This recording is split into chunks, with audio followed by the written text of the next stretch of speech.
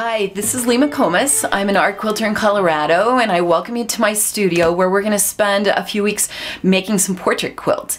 And in this first lesson, I want to talk to you about how to choose a good photo. And I'm going to show you a few of the photos that I've used or that I have in my collection. And to begin with, I think a great place to go for photos is look through travel photos or photos from your vacations, photos of friends and family, and then also old black and white photos that you might have from, generations past can also be good choices for what we're doing. So for the rest of this lesson, I'm going to slide back out of the picture and I'm going to be working from my laptop, but we also have my laptop hooked up to this larger monitor, so it's easier for you to see the pictures and the images I'll be talking about. And we're also going to take a minute and turn off turn off the lights in the studio so that you can get a better view of what I'm talking about. So that's going to take just a second. As I said earlier, choosing photos from vacation or travel can be a great idea. I worked and taught in Turkey for 5 years and was able to do a lot of traveling there. And this is a photo of a woman and her daughter and her baby. She's part of a nomadic Turkmen tribe I came across when I was traveling in eastern Turkey, and I thought she was just fabulous. And I've chosen this picture and done an art quilt from it.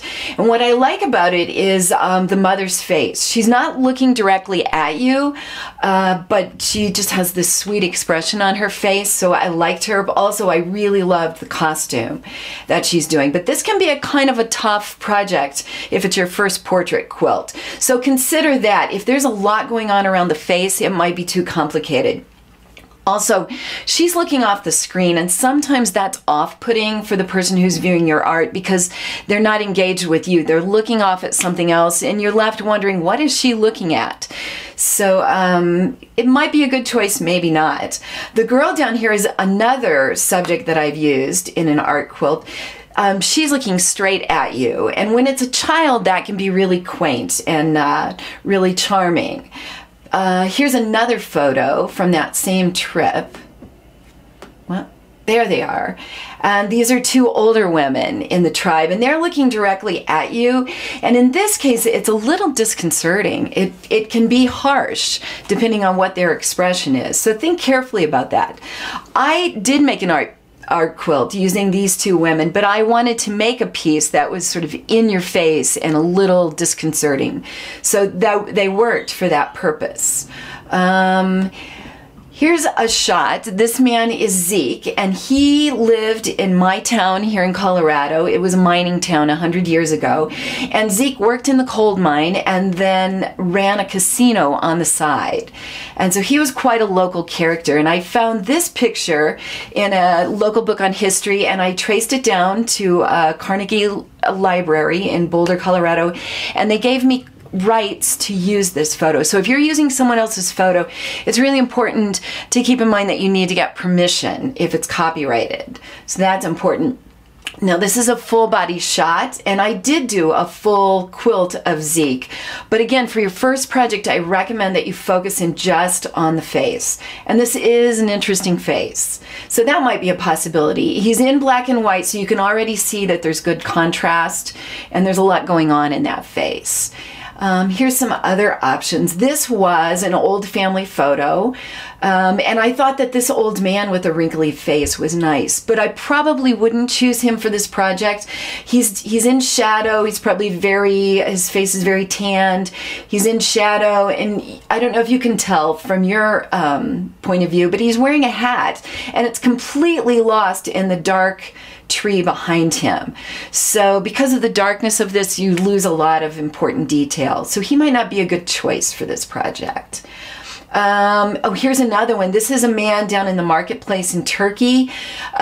He's lit. There's some interesting shadows, but there's so many little details going on around him that can make this difficult for a first portrait to do.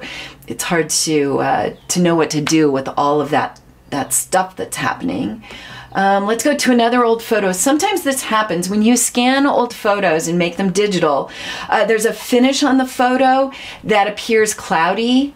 And sometimes I've seen some of these old photos where there's a texture on the photo and it it translates into a digital photo as little dots, little pock marks all over the photo. And those can be very difficult to deal with. It can be done, but for a first project, that's a little complicated. The place where this really gets problematic is here where her hair is darkest.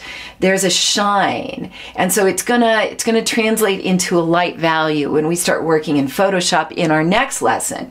So be careful about that. If you've got very dark places that are showing up shiny, that's going to be problematic for you. And let's talk about one more here. This is a photo, and actually would be a very good black and white photo to work with. There's good contrast between the face and the background. We don't have that extra texture. We don't have the cloudiness from the finish on the photograph. And she might be very good to work with. So I encourage you, sometime the next week, go out, find some photos you like. You're going to need them for the next lesson. You're going to need them in digital format. And you want to look for photos that have what's called 300 DPI, or dots per inch. And that means you can take a small portion of that photo and enlarge it, blow it up, without losing a lot of the detail. If you pull a photo off the internet, oftentimes it's 72 dots per inch. And if you start with a small photo and you enlarge it, you end up with lots of blocks. It's what we call pixelated, and that can be very difficult to work with. So if you're going to choose a small portion of a photograph and enlarge it, be sure that you've got high resolution, high dots per inch, like around 300. Then also you're going to need a laptop or a computer that has some photo editing software. We're going to do some real basic processes that most photo editing software can handle. We're not going to do anything too fancy, but you should be a little familiar with it before we get started next week. So if you're not familiar with it, maybe you've got somebody in your life who can sit down with you and spend a little time just showing you how to open up photos and how to look at them. And then next week I'll tell you how to do some of the processes that will get this ready to make a pattern. All right? Get out there. When you find your photo, remember, come and post it on the website, and that will enter you in the drawing at the end of these lessons, where I will make a portrait quilt for somebody out there in the audience. So good luck, and we'll see you next week.